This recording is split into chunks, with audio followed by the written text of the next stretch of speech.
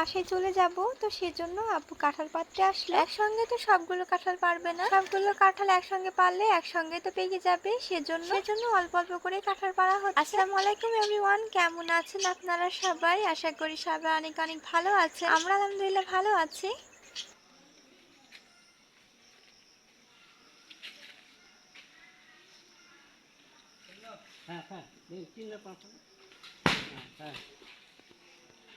কাঁঠাল পেড়ে এখানে রাখা হচ্ছে, তো অনেকগুলো কাঁঠাল পাড়া হয়ে গিয়েছে। গাছে তো আরো কাঁঠাল আছে, তো ওগুলো আজকে থাকবে, আজকে আর পাড়া হবে না।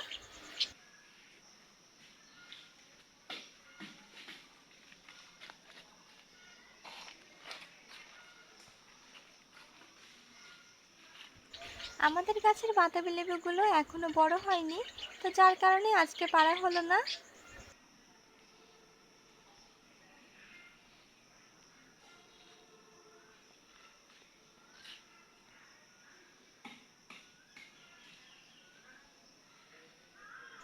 আমাদের কাছে অনেকগুলো লেবু ধরেছে, কিন্তু লেবুগুলো এখনো ছোট। পাড়া হয়েছিল যেগুলো বড় হয়েছে, কিন্তু তখন তো ভিডিও করা হয়নি।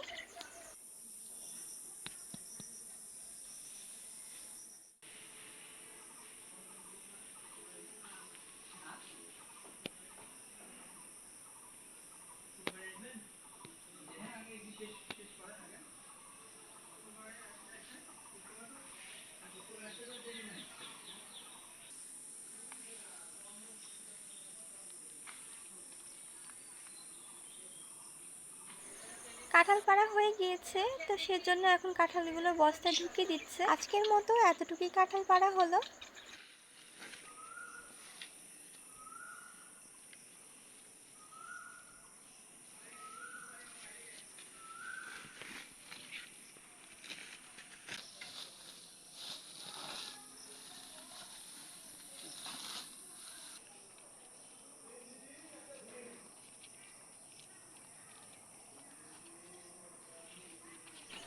কাঁঠালগুলো আব্বু আর রোদ্রু নিয়ে যাচ্ছে নানির বাসায়, তো নানির বাসায় থেকে তো আমাদের বাসায় নিয়ে যেতে হবে। কাঁঠাল পাড়া হয়েছে তো সকালে, আর আমরা বাসায় যাব তো বিকেলে, তো সেজন্য কাঁঠালগুলো এখন নানির বাসায় রাখা হবে। সব কাঁঠাল তো নিয়ে যাওয়া হয়ে গিয়েছে, আর মাত্র 2টা কাঁঠাল বাকি আছে, তো এই 2টা কাঁঠাল নিয়ে গেলেই হয়ে যাবে।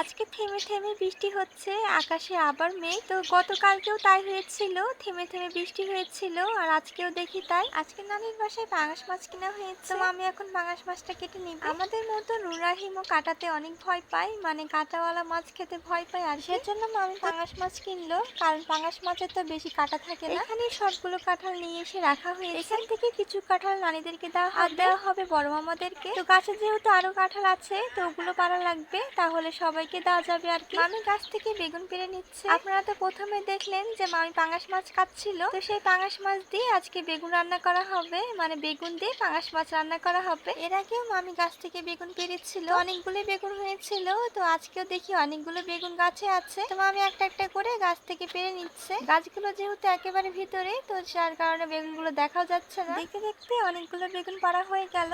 এইসব আম গাছে আবার নতুন করে আম আসছে, এগুলো হচ্ছে 12 মাসি আম গাছ। এই গাছটায় অনেকগুলোই আম আছে। প্রথমে মনে হচ্ছিল গাছে তো বেগুনই নেই, কিন্তু পরে দেখা যায় যে অনেকগুলো বেগুন আছে, তো একটা একটা করে অনেকগুলো বেগুন পাড়া হয়েছে। বেগুনগুলো তো বাসায় নিয়ে আসা হলো, এখন শুধু রান্না করার পালা। তো রান্না করা হয়ে গিয়েছে, বেগুন আর আলু দিয়ে আজকে মাছ রান্না করা হয়েছে, আর আজকে করা হয়েছে চিংড়ি মাছের ভর্তা। আমরা সবাই খেতে বসে গিয়েছি। এই কয়দিন তো আমরা সবাই নানির বাসায় অনেক ভালো সময় কাটালাম।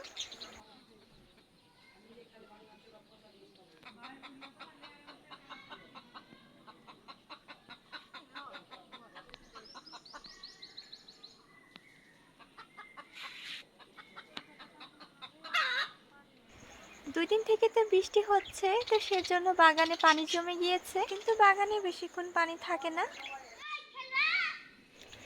এদিকে সবাই খেলাধুলা করছে, তো এখানে সব আমার মামাতো ভাই বোন আছে, সাথে তো রোদ্র আকাশও আছে, তো সবাই অনেক আনন্দে খেলাধুলা করছে।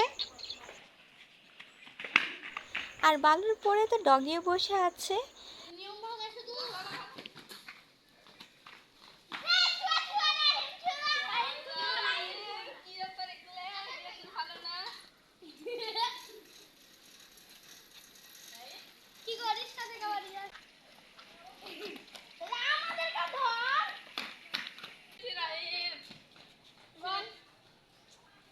নানিদের কাছেও জাম হয়েছে, কিন্তু জামগুলো তো এখনো পাড়া হয়নি। নানির বাসায় এসে থেকে তো অনেকগুলো জাম খাওয়া হলো, কারণ আমাদের গাছ থেকে তো অনেকগুলো জাম পাড়া হয়েছে। এদিকে আমার মামাতো বোনের মেয়েও চলে এসেছে, তো সবাই একসঙ্গে তো ভালো সময় কাটাচ্ছে। আমার মামাতো বোনের মেয়ে তো হামাগুড়ি দিচ্ছিল, তো হামাগুড়ি দিতে দিতে সে শুয়ে গিয়েছে। মামি আবার আমসত্ত্ব বানাবে, সেজন্য আমের খোসা ছাড়িয়ে নিয়েছে। আমরা তো আজকে বাসে চলে যাব, সেজন্য ডুমুর পাড়তে উঠেছে মামা। ডুমুর নিয়ে আজকে আমরা বাসায় যাব।